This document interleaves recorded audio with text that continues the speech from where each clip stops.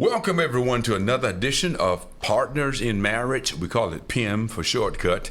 I am John Godbolt. And I'm Vertel Godbolt. It's always good to have you with us. Thank you for joining us. Please like this, share this, subscribe to every form of social media you find us on out there. We got some folk to keep us busy. Go to our website at partnersinmarriage.com. We'd love for you to give us a call so we can set up a workshop or maybe just a conference with you. You got a conference going on, need some speakers. My wife would speak. I'm just kidding.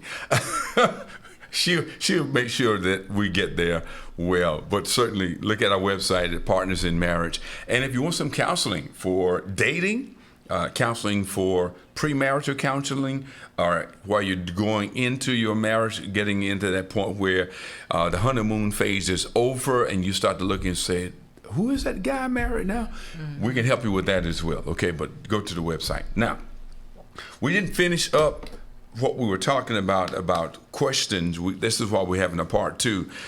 We call this Get Clarity Before You Commit. And I didn't get into the one that I thought was important too, is emotional triggers. Now, we're going to talk about finances, but I thought this was important and we didn't hit it last time. And when people, you need to know what upsets your partner or your future partner, prospective partner, before you get involved in that relationship. I totally agree, because it could be some things that happened in other relationships, and you could be skirting close to that, and they're saying, wait a minute, I'm not going to repeat that, you know. So we definitely need to talk about things that would incite emotional triggers. It's called, the military uses PTSD is the word they use, post-traumatic stress syndrome.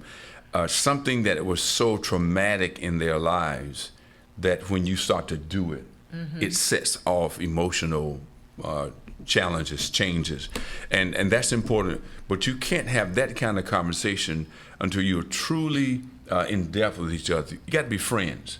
You can't be sexual partners and do this. You got to be friends, and friends can trust each other to be able to ask those hard questions because you trust me. You trust me that you're going to keep my heart. When I share my heart, you're going to keep it safe. Exactly. Yeah. Now, the piece we want to talk about for the next few minutes is about finances.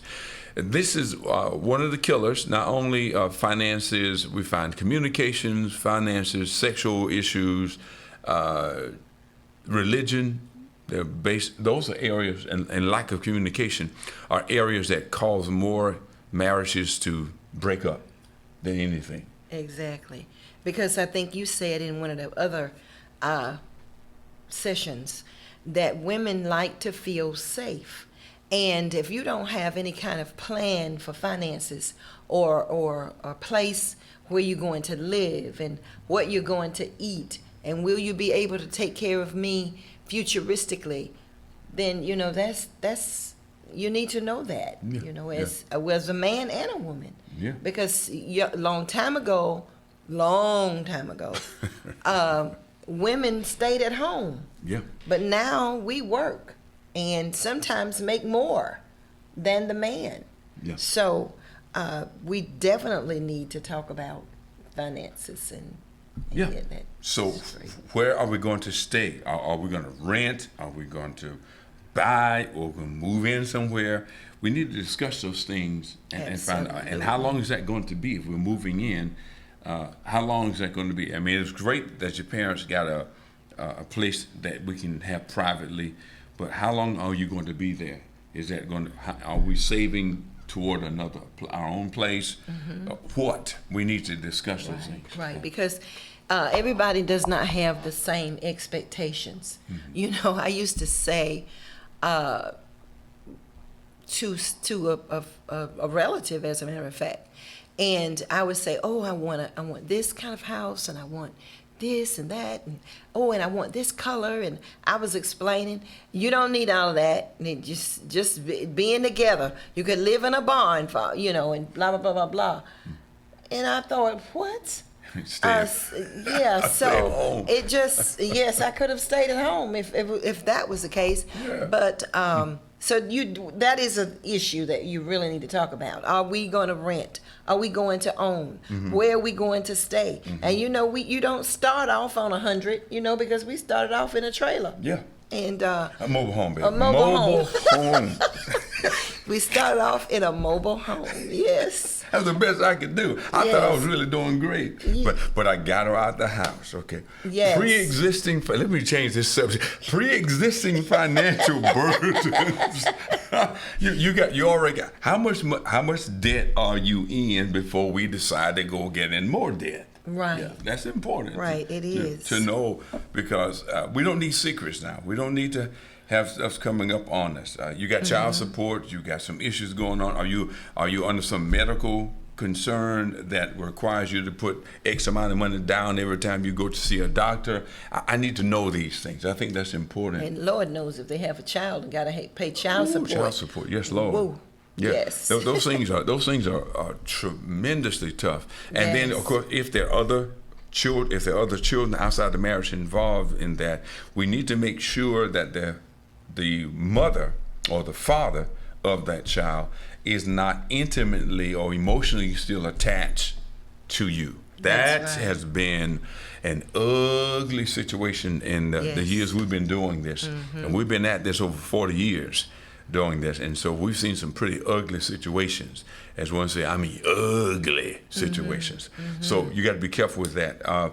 Tension arising for each of you around money. Okay. How do we deal with that whenever the money gets low? Some people, when the money gets low, they're ready to go. So we need to be able to discuss that. What's our plan if the finances get a little tight? Do we have a nest egg? Do we have someone that we can that can help us? Where do we go? Right, right. And we have had very supportive parents. Yeah. So when we needed something, they were there for us. Yes. So with that being said, I'm gonna skip to something here. I think savings, discussing what does saving means to your future mate. How do you spend? Why do you spend money? What do you spend money on? And do you give? Do you invest? Something I wish we had known earlier. Do you pay tithes? Do you pay tithes? Yeah. Are you a faithful person? We talked about that in one of our sessions about Boaz being committed. A real Boaz or king is committed to God, taxes, all these other things attached to it. But Right. how do you handle money? Yeah. Yeah, how do you handle it? Are you a spender? Are you a saver?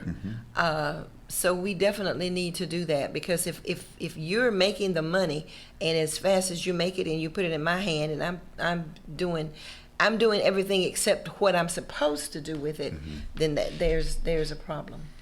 Well, yeah, we only have a minute or so to talk about these things, but I think that's important for us to be able to look at not only that, but family. Now, when we start our marriage and we look like we're doing pretty good, sometimes people think that your wealth or your looking good means they're supposed to become and borrow something from you. We got to be able to talk to each other about our families. I got a brother or a sister, somebody that thinks, even though I'm married, I ought to be able to take care of them as well. Or they see us driving a nice car, they want to borrow it, or they want to more money from us. We got to be able to discuss, okay, where are we going to let family put a limit on family outside of us? Because when we get married, we create a new family. Right. And we just cannot be putting money in everybody around us just because you can get your hair fixed every week now or whatever. Right. Does it make sense? It makes sense, yes. I believe in helping family, especially when it's a legitimate need. Sure. But I think that even now, and we've been married almost 52 years, that if it's Say a that large... slow. 52. 52 years. Okay, yes. go ahead. Even if one of my sisters needed something and it was in my savings, I would still talk to you about it and say, what do you think? How do you feel? Or whatever, because we're one. That's right. And that's what helps us. Even though it's your money, we still discuss, okay, we may have something that's coming up you didn't know was coming up, or I didn't realize, okay, we need to take care of that and tell them we can't do as much, but we'll do this. And we try to do it without having to say, this. It's like this. We alone will give money, we'll give them money under 3 circumstances. Number 1, we won't look at them crazy if they don't pay us back. Number 2, we don't really need it if we don't get it back. And I can't remember the third one now, but anyway, there were 3 I used to use. It won't come to You me. can't look at them Yeah. and still love them. And still love them, yeah. Don't hold anything against them. We Right. don't really need the money. It's not going to hurt us financially, yeah, if we don't get it back. So that's what we're talking about. Hey, guys, listen, we ran over. Time's up, gone. We love and appreciate you for what you're doing to be a part of PIM. And again, look at our website. Go see it. Let's get together sometime soon. And remember, marriage is not a destination. It is a journey of love.